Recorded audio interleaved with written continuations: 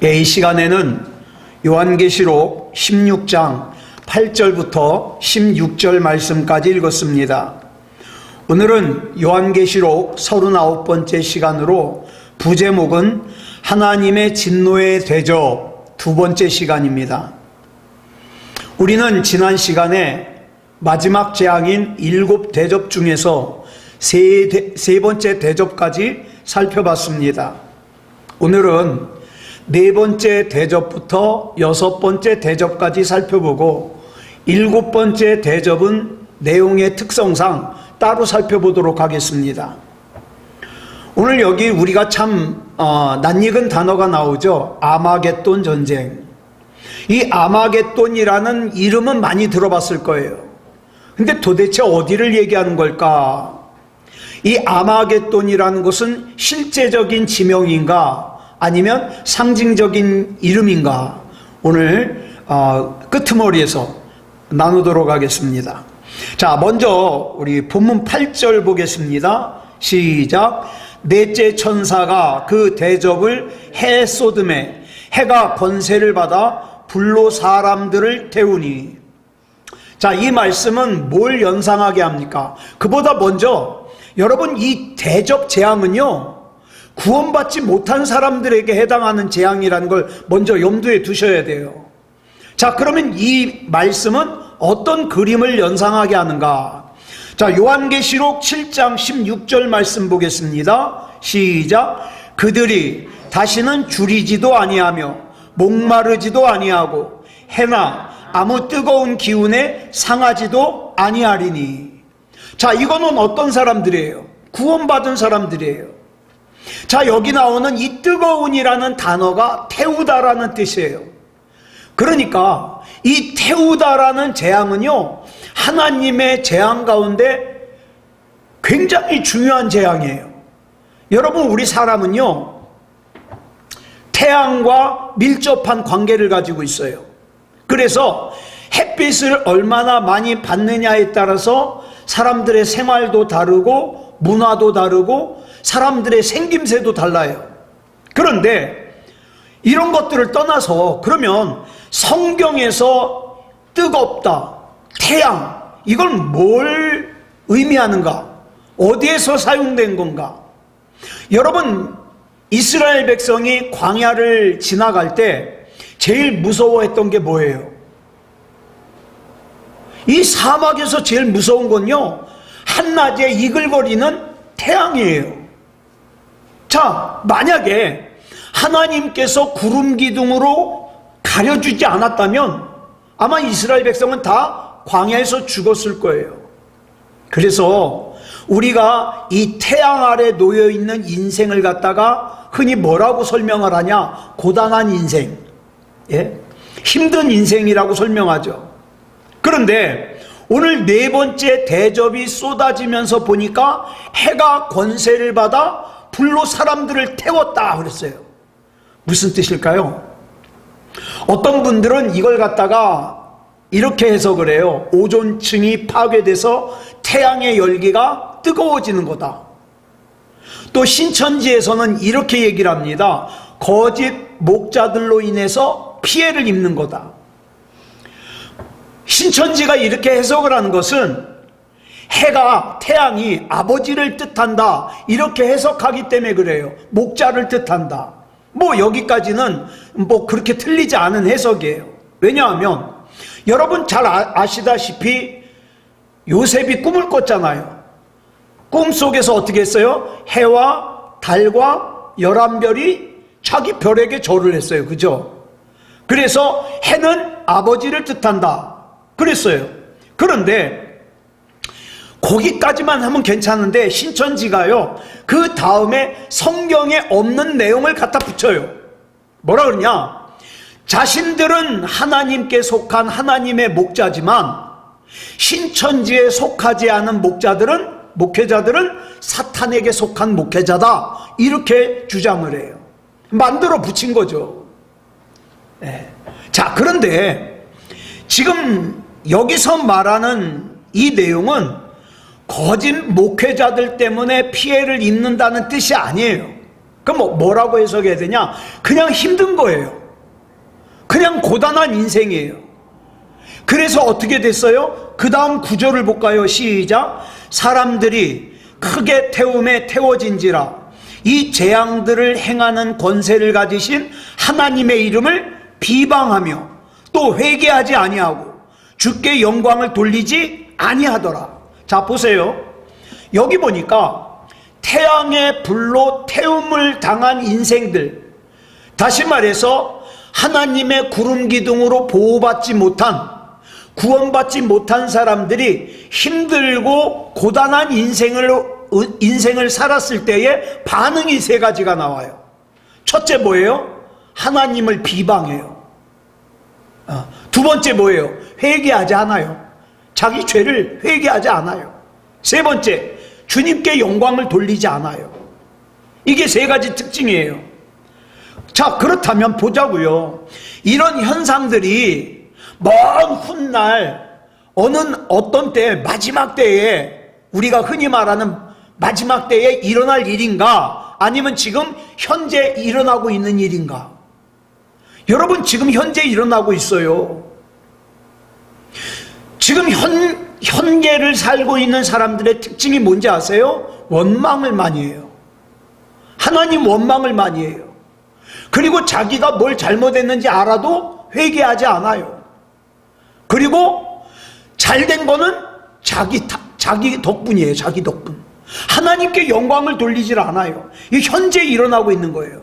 그러면 지금 현재 예수님을 구주로 영접하고 구원받은 우리는 뭘 필요로 합니까? 내 힘으로는 살 수 없기 때문에 하나님의 구름 기둥이 필요해요. 이 말은 다시 말하면 뭡니까? 나는 하나님이 아니면 안 된다, 이 말이에요.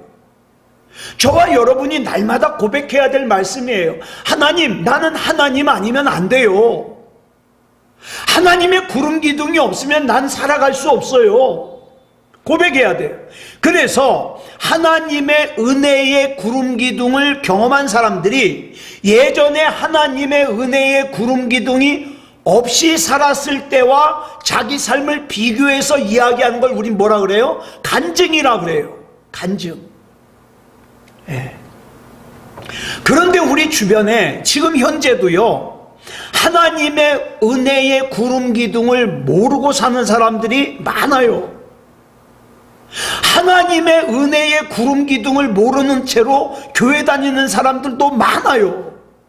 그러다 보니까 내가 하나님을 만나야 된다는, 내가 하나님과 동행해야 된다는 필요성도 못 느껴요. 여러분, 우리가 신앙생활이라는 걸 할 때 하나님께서 천지를 창조하셨을 때의 목적이 뭘까요? 천지를 창조하셨을 때의 목적, 그리고 하나님께서 천지 창조를 완성하신 다음에 마지막에 하신 게 뭐예요? 안식하시니라. 여러분, 이거 중요해요. 저와 여러분의 신앙생활에 있어서 중요한 것이 하나가 뭐냐면 안식이에요. 여러분, 지금 하나님 믿으시죠? 그러면 안식이 있습니까? 안식이 있어야 돼요. 예? 이 안식이라는 것은요, 우리 신앙생활에 있어서 굉장히 중요한 주제예요. 하나님의 창조도, 하나님의 구원도 뭘 위해서예요? 결국 안식을 위해서, 내 영혼의 안식을 위해서 날 구원해 주시고, 하나님께서 내 삶의 안식을 위해서 어떻게 해요? 구름 기둥으로 보호하신다, 이 말이에요. 그러므로 이 안식이 완성되지 않잖아요. 그러면 하나님의 창조도, 하나님의 구속도 완성되지 않은 거예요. 그러니까 우리 점검해 보자고요. 정말 내 삶에 안식이 있는가?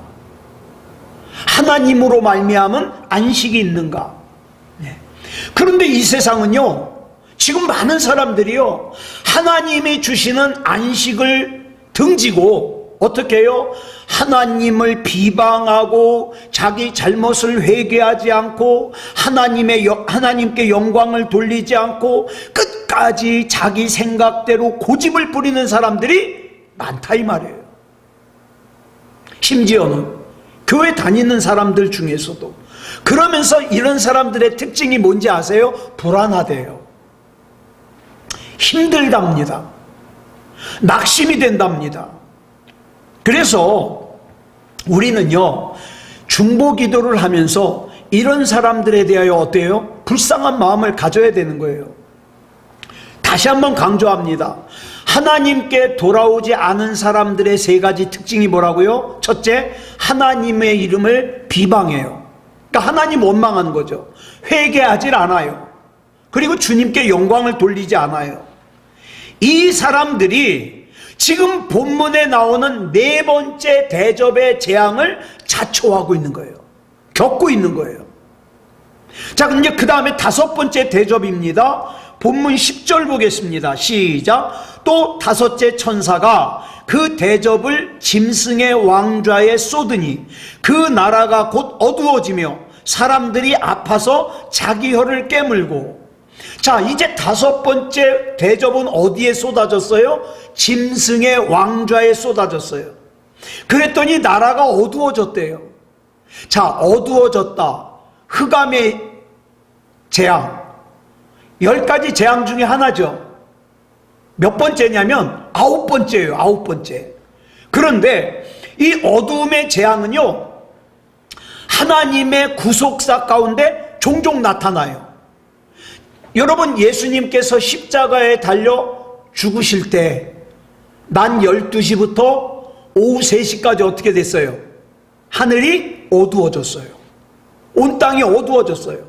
그래가지고 사람들이 두려워했어요. 여러분, 일반적으로 우리가 어두움 그러면은 대번에 생각나는 게 뭐예요? 못 보는 거예요. 그죠? 어두우면 못 봐요. 영적으로도 마찬가지예요. 영적으로 어둡잖아요. 못 깨달아요. 못 깨달아. 뭐가 진짜 중요한지, 뭐가 덜 중요한지 못 깨달아요. 근데 가만히 보면 세상적으로 똑똑하지 않은 사람들이 영적인 무지에 빠지는 횟수보다 세상적으로 자기가 똑똑하다고 생각하는 사람들이 영적으로 무지한 경우가 더 많아요. 그래서 어떡합니까? 자기 생각대로 살아요. 자기 마음대로 살아요. 게다가 또 하나 특징이 있어요. 부모가 영적으로 무지하잖아요. 그러면 자녀들도 그 영적인 무지함을 대물림할 가능성이 커져요. 그래서 우리 부모들은 어떻게 해야 됩니까? 하나님 앞에 영적으로 바로 서야 될 책임이 있는 거죠. 제가 어느 교수님의 간증을 읽었는데 이 부부가 다 교수예요. 미국에 굉장히 좋은 대학을 나왔어요. 둘 다. 그러니까 학교 다닐 때 공부 잘했겠죠. 자, 근데 이 부부 교수님이 딸 얘기를 하는데 이 딸이 아빠 엄마를 따라서 미국에 가가지고 이제 거기서 자랐어요. 이게 미국에서 이제 대입 준비를 하는데 성적표를 받아왔는데 세상에 낙제 점수를 받은 거예요. F 학점. 대학 못 가죠. 그래 이 부모가 이건 뭔가 잘못됐다. 그래서 담임 선생님에게 이메일을 보냈어요. 그랬더니 곧바로 담임 선생님으로부터 답장이 왔는데 그 점수가 맞대는 거예요. 예? 대개 따님이 F 학점이 맞대는 거예요. 그래가지고 이 교수님 부부가 속이 상해가지고 교회에 가서 딸을 위해서 기도하는데 이 엄마가 그냥 펑펑 우는 거예요. 펑펑 우는 거예요. 그리고 이제 기도를 마치고 나오는데 남편이 물어봤죠. 여보, 당신 아까 왜 그렇게 울었어? 그랬더니 이 아내가 대답하기를 나 회개했어요. 무슨 회개를 했는데요? 그랬더니 내가 입으로는 이 딸은 하나님의 딸이라고 말하면서 실제로는 여전히 내가 붙들고 내가 원하는 대로 키우려고 그러고 내가 원하는 대로 조종하려고 그랬던 내 자신을 회개했다는 거예요. 그러면서 집에 갔는데 이 낙제 점수를 받은 이 딸이요 이불을 뒤집어 쓰고 막 펑펑 울고 있는 거예요. 그래가지고 나가기 싫다는 딸을 억지로 데리고 우리 저녁 먹으러 나가자고 나갔어요. 밥을 먹는 도중에 이제 좀 마음이 진정이 된 이 딸이 자기가 낙제 점수를 받은 얘기를 하는 거예요. 물론 첫 번째 이유는 공부를 안 했어요. 공부를 안 했으니까 낙제 점수 맞죠. 두 번째 이유가 뭐냐? 시험을 보는데 다른 애들은요 슬쩍슬쩍 컨닝 페이퍼를 갖다가 막 전달해 가면서 다 베껴 쓰는 거예요. 근데 그 컨닝 페이퍼가 자기한테 왔는데 자기는 나는 하나님의 딸이야, 나는 이거 보고 쓸 수가 없어, 그래가지고 던져버렸다는 거예요. 나는 낙제 점수를 받아도 난 하나님의 딸인걸, 그러면서 그걸 쓰지 않았다는 거예요. 자, 이 얘기를 듣는데 순간 이 교수 부부가 이 딸에 대해서 자기 딸이라고만 생각했던 거 너무 부끄러워지는 거예요. 이 잘 자라준 아이가 고마운 거예요. 자, 그래서 이 아빠 엄마는 미국에서 굉장히 좋은 대학을 나왔거든요. 자, 그런데 여러분 우리나라에서는 입시제도에 논술이라는 게 있어요. 이 논술을 잘하려면 또 과외를 받아요. 그런데 미국에는 에세이라 그래요. 이제 글짓기 하는 거예요. 글짓기. 자기 생각을 쓰는 거예요. 그런데 이 딸아이가 에세이를 쓰는데 제목이 뭐냐? 펠레브레이트예요. 이게 뭐냐면은 이거 없는 단어예요. 영어에는 없는 단어인데 펠레브레이트는 없는 단어인데 어디에서 왔냐? 축제라는 뜻의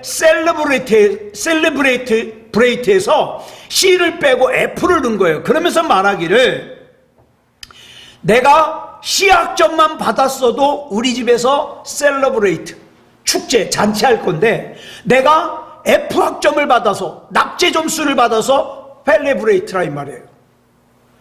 자, 그런데 이 글짓기를 보고 엄마가 나온 그 학교를 시험을 봤는데 얘 성적으로는 그 학교를 못 가는데 그 학교에서 에세이만 보고 얘를 뽑은 거예요. 합격을 한 거예요. 우리가 하나님의 법대로 하나님의 이끄심대로 살다 보면 하나님께서는 때로는 저와 여러분에게 이런 이벤트를 행하셔요. 이게 저도 기도할 때 하나님 앞에 이렇게 기도할 때가 많아요. 너무 힘들 때는 하나님 나 힘 좀 내게 이벤트 좀 해주세요, 그렇게 기도할 때가 있거든요. 하나님께서 이렇게 이벤트를 행하실 때가 있어요. 그런데 지금 중요한 것은요, 이 딸아이가 좋은 대학에 갔냐 못 갔냐가 아니라 우리가 살다가 보면 세상에 이런저런 유혹을 받게 되는데 저와 여러분이 분명히 기억해야 될 것이 뭐냐면 내 신분을 잊지 말자 이 말이에요. 나는 하나님의 자녀라는 이 신분을 잊어버리면 안 돼요. 그래서 여러분 우리 지금 주일날 마귀의 3가지 시험 나누잖아요. 돌로 떡을 만들어 먹어라, 성전 꼭대기에서 뛰어내려라. 자, 그런데 우리가 잠깐 내가 하나님의 자녀라는 것을 망각하면 어떻습니까? 나 배고프니까 떡 만들어 먹을 거야. 나 세상에 인기가 필요하니까 성전 꼭대기에서 뛰어내릴 거야. 그래서 정말 두고두고 후회할 수밖에 없는 잘못을 범할 때가 많이 있다는 거죠. 내가 이때 조금만 더 참을 걸. 내가 이때 조금만 더 기도할 걸. 내가 이때 조금만 더 하나님의 뜻을 구할 걸. 후회한다 이 말이죠. 그래서 우리는 항상 영적으로 어두움과 무지함에 빠지지 않도록 기도해야 돼요. 기도해야 돼요. 자, 그러면 영적인 무지함과 영적인 어두움에 빠지게 되면 그 끝이 뭐냐? 본문 11절에 나와요. 같이 보겠습니다. 시작. 아픈 것과 종기로 말미암아 하늘의 하나님을 비방하고 그들의 행위를 회개하지 아니하더라. 그러니까 이걸 정리하면 영적인 무지함과 영적인 어두움의 결과는 고통이에요. 괴로운 거예요. 괴롭다 보니까, 영적으로 무지하다 보니까 또 어떻게 해요? 또 하나님 원망해요. 그리고 회개하지 않아요. 이게 악순환이 계속되는 거죠. 그런데요, 영적으로 이 고통을 느끼는 것보다 더 큰 문제가 있어요. 그게 뭐냐? 영적으로 마비가 돼가지고 고통조차 못 느껴요. 고통조차. 그러니까 저와 여러분은 다시 한번 강조합니다. 살면서 영적인 무지함과 영적인 어두움에 빠지지 않게 해달라고 정말 기도 많이 해야 돼요. 특히 저 같은 목회자는요, 나 한 사람 영적인 무지함과 영적인 어두움에 빠지면 나 한 사람 피해보고 끝나는 것이 아니라 어떻게 해요? 다른 사람들에게 안 좋은 영향을 끼치기 때문에 특별히 더 조심해야 되겠죠. 이게 이제 5번째 대접이에요. 자, 이제 6번째 대접 보겠습니다. 본문 12절 봅니다. 시작. 또 6째 천사가 그 대접을 큰 강 유브라데에 쏟음에 강물이 말라서 동방에서 오는 왕들의 길이 예비되었더라. 자, 창세기 15장 18절 보겠습니다. 시작. 그날에 여호와께서 아브라함과 더불어 언약을 세워 이르시되 내가 이 땅을 애굽 강에서부터 그 큰 강 유브라데까지 내 자손에게 주노니. 자, 여기 유브라데가 나오죠. 이 강은 이스라엘의 경계예요. 경계. 예, 경계. 하나님께서 아브라함에게 약속하신 가나안 땅의 경계. 자, 이 유브라데가 뭐예요? 유프라테스 강이에요. 자, 그런데 이 유프라테스 강이 말랐어요. 뭘 뜻할까요? 재앙이에요. 그런데 이 재앙이 불러오는 결과가 뭐예요? 동방에서 오는 왕들의 길이 예비되었더라.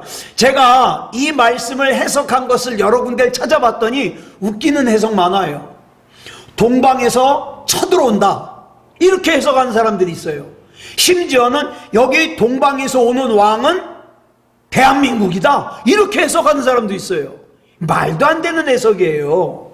여러분, 이 동방에서 오는 왕들의 길이 예비되었다, 이건 뭐냐면은, 자, 예수님을 구주로 영접하지 않고 죄가 익을 대로 익은 사람들 6번째 대접이 엎어지면서 뭐가 옵니까? 동방에서 오는 왕들. 이거 예수님의 재림을 뜻해요. 예? 자, 예를 들면 성경에서 오는 동방, 동쪽, 이건 어떤 의미가 있는가 볼까요? 마태복음 24장 27절 보니까 이렇게 말씀하고 있어요. 시작. 번개가 동편에서 나서 서편까지 번쩍임같이 인자의 임함도 그러하리라. 에스겔서 43장 2절 말씀 시작.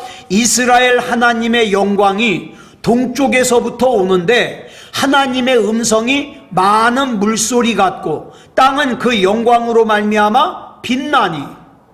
요한계시록 7장 2절 말씀 봅니다. 시작. 또 봄에 다른 천사가 살아계신 하나님의 인을 가지고 해돋는 데로부터 올라와서. 자, 성경에 나오는 동쪽, 해돋는 쪽은 뭘 뜻하냐? 시작되는 곳이에요. 시작되는 곳. 그러면 왜 예수님의 재림을 복수로 썼을까? 동방에서 오는 왕들 그랬을까? 여러분, 이때는 예수님 혼자 오시는 게 아니에요. 재림하실 때 어떻게 해요? 천군 천사들과 그 다음에 어떻게 해요? 왕 같은 제사장들과 같이 오는 거예요. 그래서 복수가 쓰인 거죠.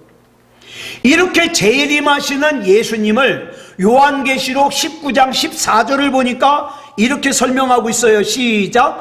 하늘에 있는 군대들이 희고 깨끗한 세마포 옷을 입고 백마를 타고 그를 따르더라. 그래서 복수예요. 그러면 이렇게 재림하신 예수님이 하시는 일이 뭐냐? 20절에 나와요. 시작. 짐승이 잡히고 그 앞에서 표적을 행하던 거짓 선지자도 함께 잡혔으니 이는 짐승의 표를 받고 그의 우상에게 경배하던 자들을 표적으로 미혹하던 자라. 이 둘이 산채로 유황불 붙는 못에 던져지고. 무섭죠? 자, 그럼 다시 본문 13절 보겠습니다. 시작. 또 내가 봄에 개구리 같은 새 더러운 영이 용의 입과 짐승의 입과 거짓 선지자의 입에서 나오니. 자, 여기 보니까 세 종류의 입이 나와요. 용의 입, 짐승의 입, 거짓 선지자의 입. 자, 이렇게 딱 봤을 때 좋은 말 같아요? 안 좋은 말 같아요? 안 좋은 말 같죠. 이건 뭘 말하냐? 진리 싸움이에요. 사람들이 막 흥미를 끌게 하기 위해서 막 극적인 말을 하는데 거기에 진리가 없다. 하나님의 말씀에 핵심이 빠져 있다. 이거는 용의 입이에요. 짐승의 입이에요. 거짓 선지자의 입이에요.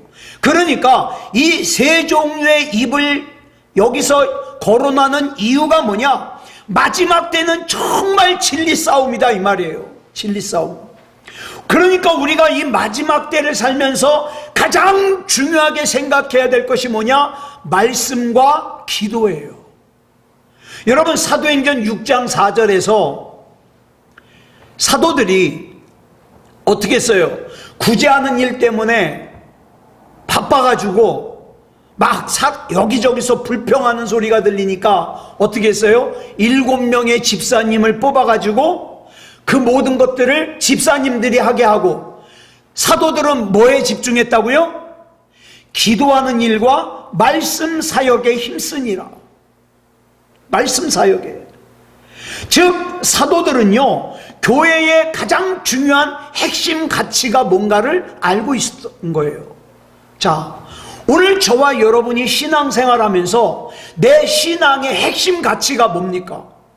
돈 많이 버는 거예요? 건강하게 오래 사는 거예요? 아니요. 예수님의 몸된 교회로서의 우리의 가장 중요한 핵심 가치는 기도와 말씀이에요. 그런데 오늘 본문에서 6번째 대접이 쏟아지는데 보니까 그 진리를 갖다가 혼란스럽게 하는, 그쵸? 용의 입, 짐승의 입, 이런 것들이 등장을 하더라 이 말이에요. 그렇다면 이 진리는 오늘을 사는 우리와 어떤 연관성이 있을까요? 여러분, 이단들이요, 그냥 전혀 성경과 상관없는 것 가지고 얘기하지 않아요. 예? 성경 얘기를 가지고 접근을 하죠. 특히 요한계시록을 가지고 접근하죠. 그런데 성경 공부를 하다 보니까 끝에 가서 좀 이상한 것 같아요. 이만희가 하나님이라 그러질 않나? 장길자를 여자 하나님이라 그러질 않나? 끝에 가서 이런 걸 뭐라 그러냐? 유사복음이라 그래요. 복음과 비슷한데 복음이 아니에요. 예? 가짜라는 거죠. 하나님의 말씀이라고 하는 옷을 입고 교묘하게 어떻게 해요? 유혹해가지고 어떻게 해요? 교회를 분열시키고 이간질을 시키고 다툼을 일으켜요. 이게 유사복음이죠. 언뜻 들으면 십자가를 얘기하는 것 같아요. 언뜻 들으면 예수님의 재림을 얘기하는 것 같아요. 언뜻 들으면 구원을 얘기하는 것 같아요. 언뜻 들으면 예수님을 소개하는 것 같아요. 근데 듣다 보니까 누가 주인공이에요? 이만희가 주인공이에요. 그러니까 우리가 이런 걸 잘 분별을 해야 돼요. 하나님의 말씀을 듣는 사람들이나 전하는 사람들이 공통적으로 염두에 둬야 될 중요한 것이 뭐냐? 하나님의 뜻이 뭐냐? 하나님의 의도가 뭐냐? 이걸 알아야 돼요, 이거를. 왜? 사탄 마귀는요, 지금 이 시간에도 용의 입과 짐승의 입과 거짓 선지자의 입을 통해서 막 가짜 복음을 갖다가 쏟아내요. 예? 저 중국에서 건너온 동방 전능신, 이것도 막 들어오고 말이죠. 중국 같은 경우에는요, 가톨릭도 기독교라 그래요. 통일교도 기독교라 그래요. 신천지도 기독교라 그래요. 그래가지고 얘네들이 문제를 일으키잖아요. 그러면 한꺼번에 싸잡아가지고 기독교를 핍박하는 거예요. 그래가지고 건전한 바른 선교사들조차도 어떻게 해요? 잡아 가두거나 아니면 나라에서 추방하거나 이런 일들이 일어나는 거죠. 그러니까 여러분, 우리가 이 마지막 때를 살면서 굉장히 조심해야 될 것이 있는데 두 가지예요. 하나는 진리 문제, 진리가 맞냐? 또 하나는 우상 숭배 문제예요. 우상숭배는요, 자칫 잘못하면 나도 모르는 사이에 우상을 숭배하고 있는 경우가 많잖아요. 그러니까 조심해야 되는 거죠. 열왕기하 2장을 보면 한 사건이 나와요. 어린아이들이 엘리사 선지를 쫓아다니면서 놀리죠. 대머리야 올라가라, 대머리야 올라가라, 놀려요. 그래서 엘리사 선지자가 아이들을 저주하니까 곰이 튀어나와가지고 아이들 42명을 갖다가 죽여요. 근데 여러분, 이 성경을 언뜻 보면은 무슨 생각이 들어요? 아니, 애들이 그럴 수 있지. 그렇다고 곰을 통해서 애들 42명이나 죽여? 이건 이 성경을 잘 몰라서 하는 얘기예요. 여러분, 여기 나오는 아이들은요, 우리가 생각하는 그런 어린 애들이 아니에요. 이 원어를 보면 얘네들은요, 청년들이에요. 청년들. 그럼 이 청년들이 어디서 왔냐? 베델에서 왔어요. 그럼 이 당시 베델이 어떤 곳이냐? 우상숭배의 본거지예요. 그러니까 이 청년들이 우상숭배와 관련이 있는 애들이에요. 이 청년들이 엘리사 선지자를 대머리라고 놀리는데, 여러분, 여기서 말하는 대머리는요, 이 머리카락이 없는 대머리가 아니에요. 이 당시의 히브리인들은 자기 스승을 갖다가 뭐로 표현했냐? 머리라고 표현했어요. 머리. 그런데 엘리사 선지자의 스승이 누구예요? 엘리야 선지자죠. 근데 엘리야 선지자가 어떻게 했어요? 불순에 타고 하늘로 올라갔잖아요. 지금 이 땅에 스승이 없어요. 그래가지고 이 당시에 스승이 없는 사람을 뭐라고 불러요? 대머리라고 부르는 거예요. 그러니까 이 말씀의 원뜻을 살려가지고 해석을 하면, 지금 우리 성경에는 대머리여 올라가라, 대머리여 올라가라 그랬지만 더 정확하게 번역을 해놓으면 이런 뜻이에요. 스승인 머리가 없는 자요, 스승이 하늘로 올라갔으니까 너도 따라, 너도 스승을 따라 올라가라 이 말이에요. 하늘로 꺼져라 이 말이에요. 꺼져라. 응? 누가요? 우상숭배의 본거지인 베델에서 온 청년들이. 그래서 하나님께서 엘리사 선지자의 저주를 들으시고 숲속에서 곰 2마리를 보내가지고 42명을 죽이신 거예요. 무슨 뜻입니까? 엘리야 선지자에게 부어졌던 하나님의 능력이 엘리사 선지자에게도 부어졌다는 거예요. 사랑하는 여러분, 하나님께서 미워하는, 가장 싫어하는 2가지가 있어요. 하나는 뭐예요? 진리를 왜곡하는 거. 그 다음 하나는 뭐예요? 우상숭배하는 거. 자, 본문 14절로 16절까지 보겠습니다. 시작. 그들은 귀신의 영이라 이적을 행하여 온 천하 왕들에게 가서 하나님 곧 전능하신 이의 큰 날에 있을 전쟁을 위하여 그들을 모으더라. 보라, 내가 도둑같이 오리니 누구든지 깨어 자기 옷을 지켜 벌거벗고 다니지 아니하며 자기의 부끄러움을 보이지 아니하는 자는 복이 있도다. 새 영이 히브리어로 아마겟돈이라 하는 곳으로 왕들을 모으더라. 자, 이제 그 유명한 아마겟돈이 나오죠. 여기 새 영이 나오는데, 새 영이 세상의 왕들을 모아요. 그럼 이 새 영이 누구예요? 용, 짐승, 거짓 선지자, 이 새 영이에요. 이들이 아마겟돈으로 왕들을 모아요. 여기 나오는, 자, 아마겟돈 한번 볼까요? 아의 원래 발음이 뭐냐면 하르예요. 이 하르는 산이란 뜻이에요. 게다가 마겟돈의 원래 발음은 메기또예요. 구약에 무기또라고 나와요. 그러니까 아마겟돈은 무슨 뜻이냐? 무기또의 산이라는 뜻이에요.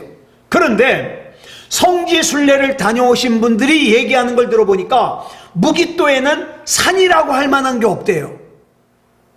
그럼 왜 무기또의 산이라고 표현했을까? 무기또의 산 같은 존재라는 뜻이죠. 그럼 무기또는 어떤 곳인가? 여러분, 이 무기또는요, 이스라엘의 전쟁이 났다, 누군가가 이스라엘을 쳐들어왔다 그러면 제일 먼저 점령하는 곳이 무기또예요. 왜? 이 무기또는 전략적 요충지예요. 거기 올라가 보면은 이스라엘이 다 보여요. 그러니까 전략적 요충지죠. 그러니까 쳐들어오는 입장에서는 이 무깃돌을 차지해야 되고 이스라엘의 입장에서는 이 무깃돌을 지켜야 돼요. 그러다 보니까 성경에만 해도 이 무깃돌에서 전쟁이 20번 이상 일어나요. 네. 그래서 고고학자들이 그래요. 지금도 이 무깃돌을 갖다가 조금만 파내려 가면요, 사람 뼈들이 잔뜩 나온다는 거예요. 예. 수많은 시체들이 묻혀 있는 거죠. 자, 저와 여러분이 살아내야 될 이 세상은요, 하나님을 비방하는 사람들, 하나님 앞에 회개하지 않는 사람들, 하나님께 영광을 돌리지 않은 구원받지 못한 사람들이 틈만 나면 저와 여러분을 괴롭히려고 들 겁니다. 그렇지만 저와 여러분은 건드릴 수가 없어요. 예. 그래서 하나님의 백성들은 마침내 승리한다는 약속이 어디에 있는가? 아마겟돈에 있는 거예요. 그러니까 저와 여러분은 절대로 하나님 앞에서의 이 신앙을 잃어버리면 안 됩니다. 특히 지금이 그래요. 신앙 잃어버리면 안 돼요. 하나님 앞에서 변질이 되면 안 돼요. 예? 그래서 하나님 앞에 믿음다운 믿음을 잘 지키다가 우리 하나님 앞에 가는 그런 저와 여러분이기를 그리스도 예수님의 이름으로 축원합니다. 기도하겠습니다. 사랑의 아버지 하나님, 감사합니다. 우리가 요한계시록 16장에 나오는 지금 7개의 대접 중에서 6번째 대접까지 살폈습니다. 하나님, 한결같이 여기 나오는 현상은 지금 우리가 살고 있는 이 현재에 벌어지고 있는 일들입니다. 하나님, 육체만을 위해서 살지 말게 하시고 우리 눈이 하나님 바라보며 믿음다운 믿음으로 살 수 있도록 인도하여 주시옵소서.